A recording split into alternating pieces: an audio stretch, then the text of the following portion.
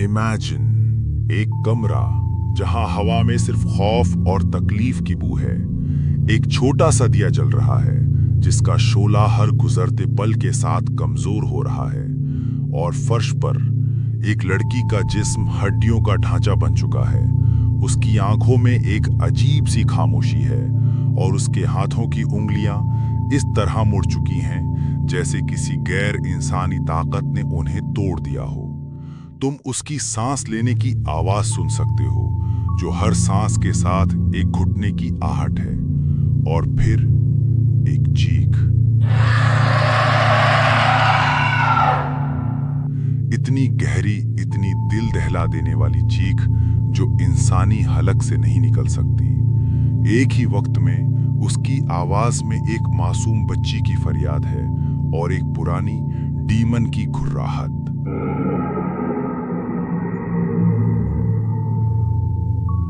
ये कोई कहानी नहीं, ये सच है। ये कहानी है एन लीज मिशेल की, जिसकी जिंदगी एक मॉडर्न डे एक्सॉर्सिज्म की दास्तान बन गई। मैं हूं अमीर हमजा और आप देख रहे हैं हमजा फ्रॉम डार्क। आज हम उन सवालों का जवाब ढूंढेंगे जो इंसानियत को सदियों से परेशान करते आए हैं। क्या सच में एन लीज मिशेल के जिस्म में 6 डीमंस थे, या ये सिर्फ एक बीमारी थी जिसे हम समझ नहीं पाए? सोचिए, ये सब शुरू हुआ जब एन लीज मिशेल एक 16 साल की नॉर्मल लड़की थी। 1968 में स्कूल में थी। वो एक डिवोट कैथोलिक फैमिली में पैदा हुई थी और उसकी जिंदगी आम थी जब तक उसे पहला एपिलेप्टिक सीजर नहीं आया। उसके क्लासमेट्स ने उसे एक ट्रांस लाइक स्टेट में पाया था, जहां उसका जिस्म उसके कंट्रोल में नहीं था। तुम इमेजिन कर सकते हो, तुम स्कूल में हो और अचानक तुम्हारा जिस्म तुम्हारे कंट्रोल से बाहर हो जाए। ये एन लीज की रियलिटी थी। 1969 में उसे दूसरा बड़ा सीजर आया और उसे ग्रैंड माल एपिलेप्सी डायग्नोज किया गया, पर उसके अंदर का स्ट्रगल अभी शुरू ही हुआ था। 1970 तक ये सिम्टम्स और भी खौफनाक हो गए। वो जब भी प्रे करने की कोशिश करती, उसे डिमोनिक फेसेस नजर आते थे। आवाजें सुनाई देती थीं जो उसे कहती थी कि वो स्ट्यू इन हेल। वो हर दिन, हर पल एक इंटरनल बैटल लड़ रही थी। उसकी रूह और उसके जिस्म के बीच एक जंग छिड़ चुकी थी और हर दिन वो हार रही थी। अब यहां आता है एक क्रूशियल पॉइंट। एन लीज की फैमिली, जो शिद्दत से रिलीजियस थी, उनका कन्विक्शन बढ़ता जा रहा था। जब मेडिसिन का कोई असर नहीं हुआ और वो लगातार 5 साल तक साइकेट्रिक ट्रीटमेंट ले रही थी, उनका ये रियलाइजेशन बढ़ने लगा कि ये कोई फिजिकल बीमारी नहीं है, ये एक स्पिरिचुअल प्रॉब्लम है। तुम एक तरफ मॉडर्न साइंस को देखते हो जो हर चीज को ब्रेन एक्टिविटी, केमिकल्स और नर्व से एक्सप्लेन करता है, और दूसरी तरफ एक 20 साल की लड़की है जो क्रॉस को छूने से डरती है, पानी से उसकी स्किन जलती है और उसके अंदर से उन आवाजों की गूंज आती है जो उससे गटरल कर्सेस और ऑब्सिनिटीज कहने पर मजबूर करती हैं। ये बिहेवियर किस किताब में लिखा है? किस डॉक्टर ने इसका एक्सप्लेनेशन दिया है? इस स्टेज पर एन लीज और उसकी फैमिली ने ये मानना शुरू कर दिया था कि वो पोजेस्ड है।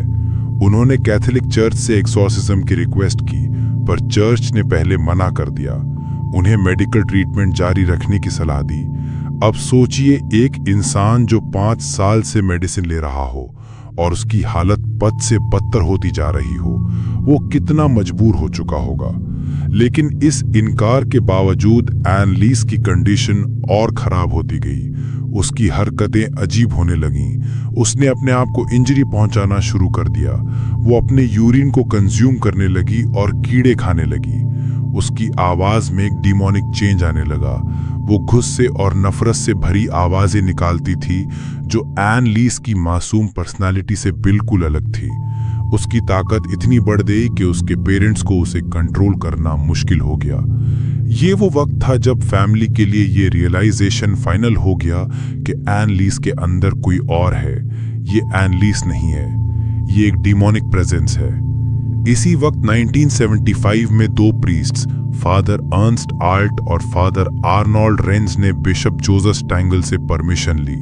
परमेशन एक ऐसी चीज की जिसे मॉडर्न साइंस भी नहीं समझ पाया, एग्जॉर्सिज्म। पर उन्होंने एक शर्त रखी कि इस पूरे प्रोसेस को सीक्रेसी में रखा जाएगा। इसी सीक्रेसी के पर्दे के पीछे एन लीस की जिंदगी का सबसे खौफनाक दौर शुरू हुआ। 1975 से 1976 तक एन लीस ने टोटल 67 एग्जॉर्सिज्म सेशन सफर किए, जो 10 महीने तक चले। हर सेशन घंटों चलता था और इस दौरान एन लीस ने फूड खाना बंद कर दिया। उसका वजन 68 पाउंड्स तक गिर गया। उसके घुटने जो प्रे करते हुए फर्श पर घिस घिस कर जख्म बन चुके थे, उसकी तकलीफ की दास्तान सुना रहे थे, और उसके जिस्म के अंदर से उन आवाजों का तूफान आ रहा था जिन्हें प्रीस्ट ने ल्यूसिफर, जूडस इस्कारियट, नीरो, केन, हिटलर और फ्लाइशमैन जैसे डीमंस की आवाजें माना। ये सेशन सिर्फ स्पिरिचुअल नहीं थे, बल्कि फिजिकल और मेंटल टॉर्चर का एक जहन्नम थे। Her struggle was immense, her will was demonic and her suffering was unimaginable. पर उसने ये सब सैक्रिफाइस क्यों किया? उसने एक बार फादर आल्ट को कहा था कि I want to suffer for other people. उसका कन्विक्शन था कि वो दूसरों के लिए तकलीफ उठा रही है, for the wayward youth of the day and the apostate priest of the modern church. क्या ये एक बीमार दिमाग का डिल्यूजन था या एक सच्ची रूह का सैक्रिफाइस? इस सवाल का जवाब आज तक पूरा नहीं मिला है। 1 जुलाई 1976 को एन लीस की मौत हो गई, सिर्फ 23 साल की उम्र में। ऑटोप्सी रिपोर्ट ने मौत की वजह मैल न्यूट्रिशन और डिहाइड्रेशन बताई, और उसकी मौत के बाद ये केस दुनिया के सामने आया। एन लीस के पेरेंट्स और प्रीस्ट को नेग्लिजेंट होमिसाइड के इल्जाम में कोर्ट में पेश किया गया। ट्रायल के दौरान डॉक्टर्स ने गवाही दी कि एन लीस पोजेस्ड नहीं थी, बल्कि उसके सिम्टम्स टेम्परल लोब एपिलेप्सी और साइकोसिस से मिलते थे। लेकिन इस केस का इम्पैक्ट सिर्फ एक क्रिमिनल ट्रायल तक नहीं था। इसने पूरी दुनिया को दो हिस्सों में बांट दिया, वो जो साइंस पर यकीन करते हैं और वो जो फेथ पर। और इस केस ने कैथोलिक चर्च को भी मजबूर कर दिया कि वो अपने एग्जॉर्सिज्म प्रोटोकॉल्स में चेंजेस लाए, जिसमें मेडिकल और साइकोलॉजिकल सुपरविजन को शामिल किया गया। ये एन लीस की मौत का आखिरी इम्पैक्ट था, जिसके बाद उसकी ग्रेव एक अनऑफिशियल श्राइन बन गई। इस कहानी का हर एस्पेक्ट खौफनाक है, पर सबसे बड़ा खौफ इसमें छुपा हुआ है। क्या हमारी सोसाइटी ने एक बीमार लड़की को डीमंस के नाम पर कुर्बान कर दिया, या फिर हमारी समझ के बाहर की कोई रियलिटी एन लीस की स्ट्रगल को डिफाइन कर रही थी? इस सवाल का जवाब देने के लिए आपको इस कहानी को गहराई से समझना होगा। हम इसी गहराई को एक्सप्लोर करेंगे। अब हम आते हैं उस दौर में जब एनालिस की जिंदगी का सबसे खौफनाक चैप्टर शुरू हुआ। तुम जानते हो, एक एक्सोर्सिज्म कोई हॉलीवुड फिल्म का सीन नहीं होता। ये एक लंबा, पेनफुल और एग्जॉस्टिंग प्रोसेस है। और एनालिस के केस में ये 67 सेशंस का एक मैराथन था जो 10 महीने तक चला। हर सेशन घंटों तक चलता था और हर घंटा एनालिस के लिए एक नया जहन्नुम था। फकरी उसके जिस्म में नहीं, बल्कि उसकी रूह में हो रहा था। प्रीस्ट्स फादर अर्नस्ट ऑल्ट और फादर आर्नोल्ड रेंज जब इस मासूम लड़की के पास आए, तो वो सिर्फ एक बीमार इंसान को नहीं देख रहे थे। उनके सामने उनकी 20 साल की जिंदगी का स्ट्रगल, उसकी मेडिकल हिस्ट्री और उसके अनएक्सप्लेनेबल बिहेवियर का एक कॉम्प्लेक्स पजल था। उन्होंने इसे एक डिमोनिक पोजेशन का केस डिक्लेयर किया, और इसके बाद जो हुआ उसे इंसानियत और साइंस दोनों आज तक समझ नहीं पाए हैं। हर सेशन के साथ एनालिस का फिजिकल और मेंटल हेल्थ डिटीरियोरेट होता गया। तुम सोच सकते हो, एक इंसान जो ऑलरेडी बीमार हो, उस पर घंटों तक वीक में 2 बार एक्सोर्सिज्म का प्रेशर डाला जाए तो उसकी क्या हालत होगी।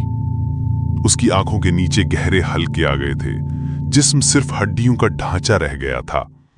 उसका वजन 68 पाउंड्स तक गिर गया था। यह सिर्फ मेल न्यूट्रिशन नहीं थी, बल्कि उसके अंदर मौजूद बुरी रूहें उसे खाने से रोक रही थी।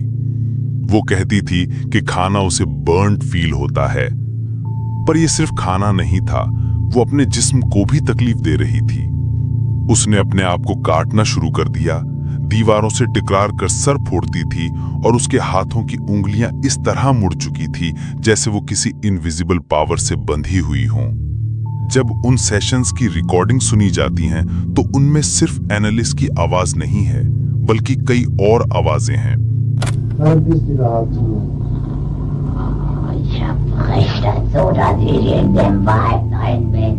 Ich trag dir die Rotznase noch so lang, bis es lebt wird. Die saublöde Weib. Für uns gibt's kein Zurück.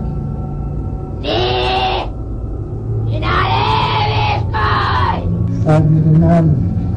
Ich, der Judas und der Nero, der Kain und der Hitler.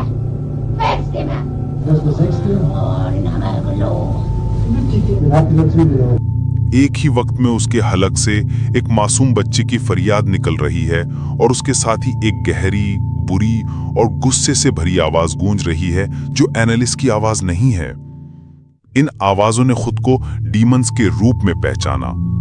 उन्होंने नाम लिए Lucifer, Judas इस्कैरियोट, Nero, केन, Hitler और फ्लाइशमैन, 16th century priest. ये वो demonic entities थे जिन्हें father alt और father Reigns analyst के अंदर से निकालने की कोशिश कर रहे थे। हर डीमन का अपना एक अलग बैक स्टोरी था और वो उसकी वजह से एनालिस्ट के अंदर थे। उन्होंने एनालिस्ट के घर की हिस्ट्री, उसके पास्ट के सीक्रेट्स और उसके फैमिली मेंबर्स के बारे में ऐसी बातें बताई जो सिर्फ उन्हें मालूम हो सकती थी। अब यहां आता है सबसे बड़ा सवाल, क्या ये सच था या एनालिस्ट की टेम्पोरल लोब एपिलेप्सी और साइकोसिस का एक एक्सट्रीम मैनिफेस्टेशन? कुछ लोग कहते हैं कि जब एक इंसान को साइकेट्रिक डिसऑर्डर्स होते हैं तो उनका दिमाग नई डायमेंशंस में काम करता है। वो चीजें सुनते हैं जो मौजूद नहीं, चीजें देखते हैं जो नहीं हैं, और उनके अंदर एक डिमोनिक बिहेवियर का रियलाइजेशन पैदा होता है जो उनकी रिलीजियस अपब्रिंगिंग की वजह से और भी गहरा हो जाता है। एनालिस्ट की अपब्रिंगिंग जो शिद्दत से कैथोलिक थी, शायद उसकी इलनेस को एक डिमोनिक फ्रेमवर्क में डालने के लिए जिम्मेदार थी। उसके अंदर की बीमारी, उसके दिल का खौफ, उसकी रूह की तकलीफ, सब ने मिलकर एक ऐसी तस्वीर बनाई जिसे इंसानों ने पोजेशन का नाम दे दिया। लेकिन इसके बारे में एक और परसेप्शन भी है। वो लोग जो इसको पोजेशन मानते हैं वो कहते हैं कि उन आवाजों का क्या जो मल्टीपल लैंग्वेजेस में बात कर रही थी जो एनालिस्ट को नहीं आती थी। उन फिजिकल कंटोर्शंस का क्या जो एक इंसानी जिस्म के लिए इम्पॉसिबल है। ये सब चीजें ह्यूमन लॉजिक से बाहर हैं और इसलिए ये केस सिर्फ एक मेडिकल रिकॉर्ड नहीं है बल्कि फेथ और साइंस के बीच की एक जंग है। इस जंग में एनालिस्ट एक बैटल ग्राउंड बन चुकी थी और उसके जिस्म की हर तकलीफ दो अलग थियरीज के बीच की दास्तां बन चुकी थी। उसके आखिरी दिन एनालिस्ट की हालत इतनी खराब हो चुकी थी कि वो खाने के अलावा पानी भी नहीं पी रही थी। डॉक्टर्स ने उनके पेरेंट्स को इस बारे में वार्न किया, पर वो लोग एक्सोर्सिज्म पर इतना कन्विंस्ड हो चुके थे कि वो डॉक्टर्स की बात नहीं सुन रहे थे। उन्हें लग रहा था कि वो एनालिस्ट को बचा रहे हैं और उसकी सफरिंग एक स्पिरिचुअल बैटल का हिस्सा है। उनके पास ऑडियो रिकॉर्डिंग्स थी, उनके पास विटनेसेस थे और उनके अंदर एक अनशेकेबल बिलीफ था, पर उस बिलीफ की कीमत एनालिस्ट की जिंदगी थी। 1 जुलाई 1976 को अपने आखिरी एक्सोर्सिज्म सेशन के बाद एनालिस्ट की मौत हो गई। उसका आखिरी अल्फाज जो उसकी मां ने सुने वो थे, mama are you going to stay with me tonight. उसके बाद उसकी रूह उसके जिस्म से आजाद हो गई, लेकिन क्या वो डीमन से आजाद हुई थी या बीमारी से? इस सवाल का जवाब देने के लिए आपको सोचना पड़ेगा कि तुम किस तरफ खड़े हो, फेथ की तरफ या साइंस की तरफ। अब हम आते हैं उस दौर में जब एनालिस्ट की मौत ने पूरी दुनिया को हिलाकर रख दिया। जब उसकी लास्ट ब्रेथ निकली तो वो सिर्फ एक इंसान की मौत नहीं थी, वो एक फिनोमिनन का आखिरी निशान था। और इसके बाद जो हुआ, उसने साइंस और मजहब के बीच में एक ऐसी लाइन खींच दी जिसे आज तक कोई मिटा नहीं पाया है। एनालिस्ट की मौत के बाद उसकी लाश को उसके घर में ही 48 घंटे तक रखा गया। उसकी माँ अन्ना का कन्विक्शन इतना गहरा था कि उन्हें लगा कि डीमंस उसके जिस्म से निकल चुके हैं और एनालिस की बॉडी में से एक फ्रेग्रेंट स्मेल आ रही है। उनका साइकोलॉजिकल डिसऑर्डर या रियलाइजेशन उन्हें यह कह रहा था कि वो अब पीस में है, पर उनके इस बिलीफ की वजह से उन्हें और 2 प्रीस्ट्स को नेग्लिजेंट होमोसाइड के चार्ज में कोर्ट में पेश किया गया। ये कोई छोटा केस नहीं था, ये एक ऐसा लैंडमार्क ट्रायल था जिसने जर्मनी के हिस्ट्री को हिलाकर रख दिया। अब यहां आता है सबसे बड़ा क्लैश। कोर्ट रूम में 2 पार्टीज खड़ी थी। एक तरफ प्रोसिक्यूशन, जिसके पास फॉरेंसिक एविडेंस था। डॉक्टर्स ने टेस्टिफाई किया कि एनालिस की मौत की वजह स्टारवेशन और डिहाइड्रेशन थी। उसकी बॉडी में ब्रूजेस, वुंड्स और जख्म थे जो फिजिकल टॉर्चर का प्रूफ थे। ये सब एक मेडिकल साइंस की रियलिटी थी जिसे कोई झुठला नहीं सकता था। उन्होंने एनालिस की मेंटल हेल्थ की हिस्ट्री दी, उसकी टेम्पोरल लोब एपिलेप्सी, साइकोसिस और शिजोफ्रेनिया के बारे में बताया। उनके लिए एनालिस सिर्फ एक बीमार लड़की थी जिसे सही वक्त पर मेडिकल ट्रीटमेंट नहीं मिला। उन्होंने इस केस को सिर्फ एक मर्डर का केस बनाया और इसका रीजन उन्होंने मिसगाइडेड फेथ को बताया। पर दूसरी तरफ डिफेंस में एनालिस के पेरेंट्स और प्रीस्ट्स थे। उनका आर्गुमेंट सिर्फ एक ही था, ये मेडिकल केस नहीं, ये एक डिमोनिक पोजेशन का केस था। उन्होंने कोर्ट में ऑडियो टेप्स प्ले किए जिसमें एनालिस की आवाज से डीमंस की घुर्राहटें और चीखें आती थी।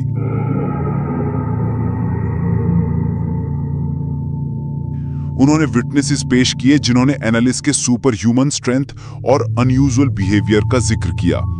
उनके लिए एनालिस की तकलीफ एक होली स्ट्रगल थी। उन्होंने एनालिस की अपनी रियलाइजेशन का जिक्र किया जिसमें उसने कहा था कि वो एटोनमेंट के लिए सफर कर रही है।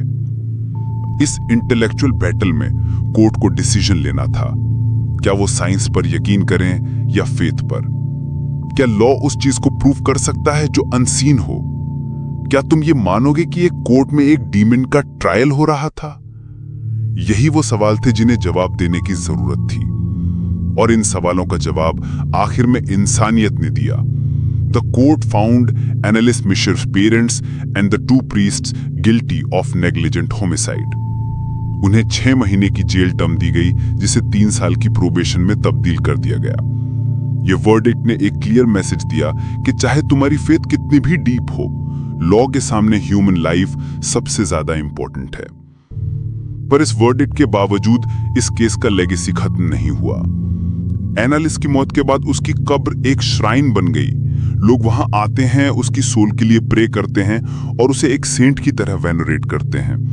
इसने पूरी दुनिया में the exorcism of Emily Rose जैसी फिल्म्स को इंस्पायर किया और कैथोलिक चर्च को मजबूर कर दिया कि वो अपने एक्सोर्सिज्म प्रोटोकॉल्स को रिवाइज करे।